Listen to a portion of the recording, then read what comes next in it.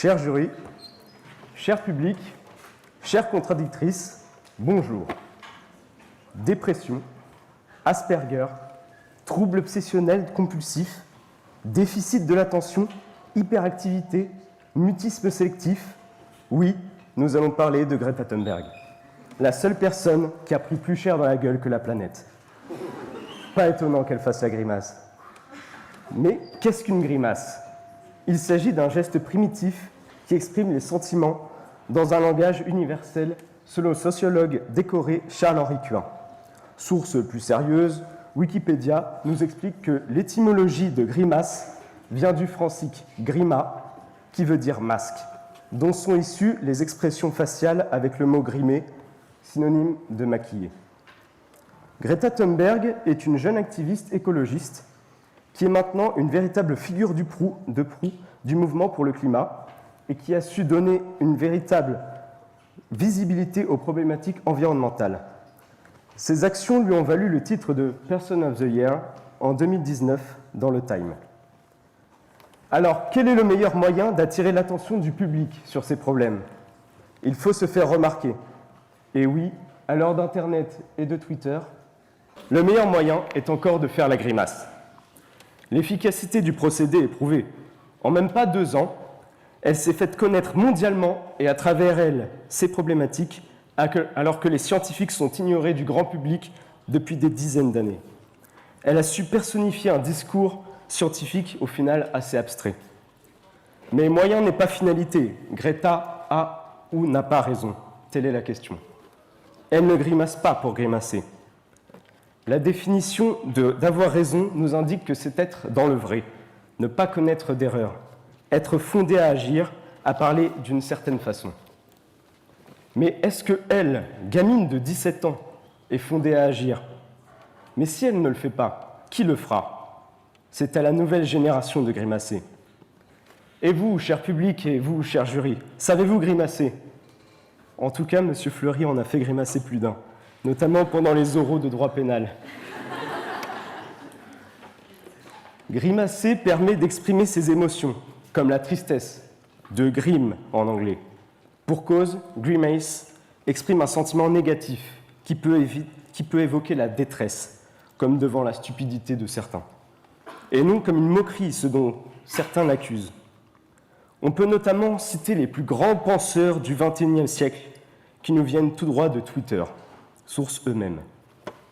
Par exemple, Lémi, de son @idf78, tweet « Puis elle fait la grimace, on dirait un gosse qui n'a pas son jouet, smiley rire, smiley rire ».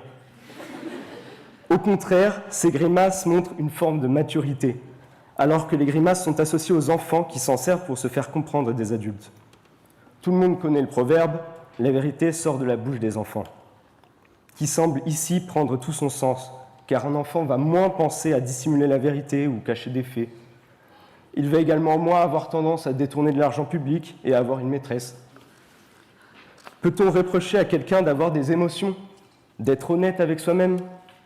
Beaucoup l'accusent d'avoir, je cite, un visage angoissant, un corps de cyborg, de répandre une idéologie totalitaire et sadique, et de vouloir instaurer une garde verte comme il y eut une jeunesse hitlérienne.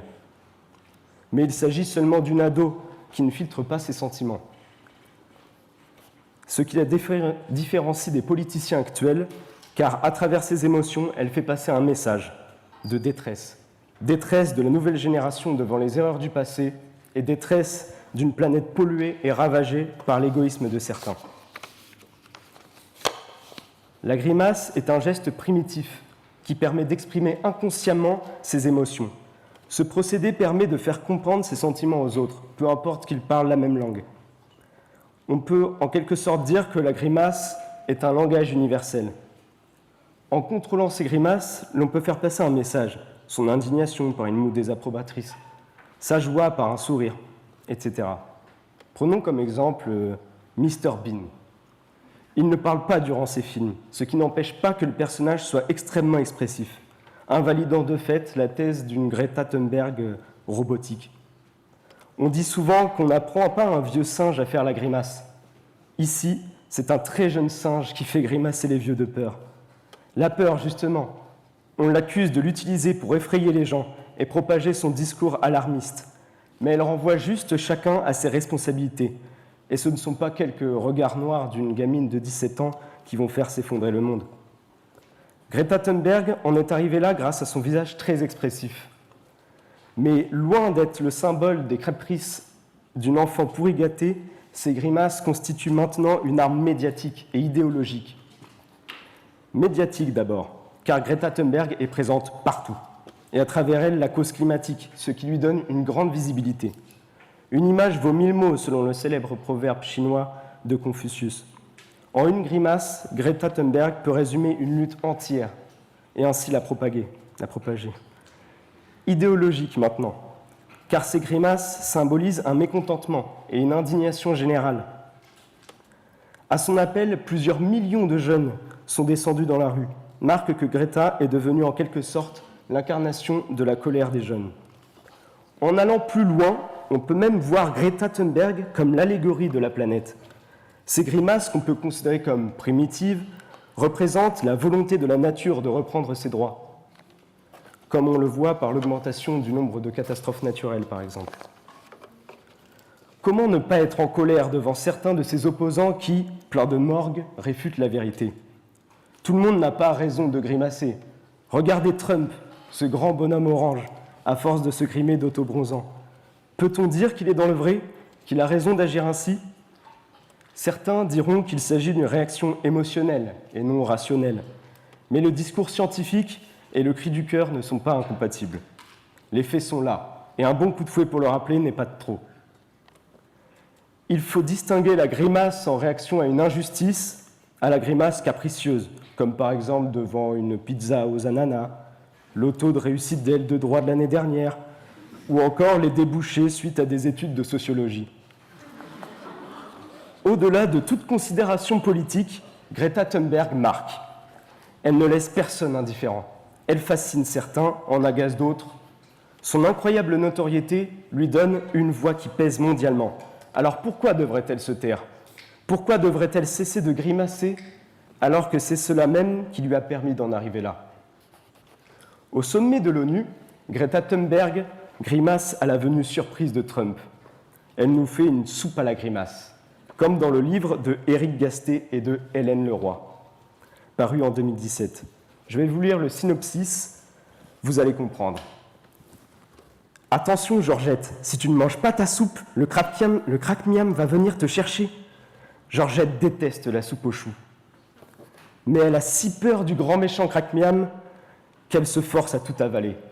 Un jour, Georgette en a marre et elle décide de partir à la recherche de ce drôle de monstre. Vous faites le lien ? Greta en a marre de subir et décide de changer les choses en s'attaquant aux lobbies industriels et aux politiques paresseuses sur le plan environnemental, qui sont assimilées au crack-miam. Alors, selon vous, Greta Thunberg a-t-elle raison de grimacer ? Selon nous, oui, car, alors certes, il y a eu quelques avancées comme les brosses à dents en bambou ou les pailles en carton, mais cela reste insuffisant. Certaines personnes, comme ma contradictrice, vous diront sûrement que Greta Thunberg grimace par infantilisme ou parce qu'elle est manipulée, mais ce sont les mêmes qui vous diront que la Terre est plate ou qu'elle est reptilienne à cause de ses expressions faciales. Alors je vous pose la question, allez-vous grimacer, public, et vous, jury ? Oui, même vous, monsieur Lowe. Ou allez-vous vous mettre à grimacer, ou serez-vous les Trump de demain ?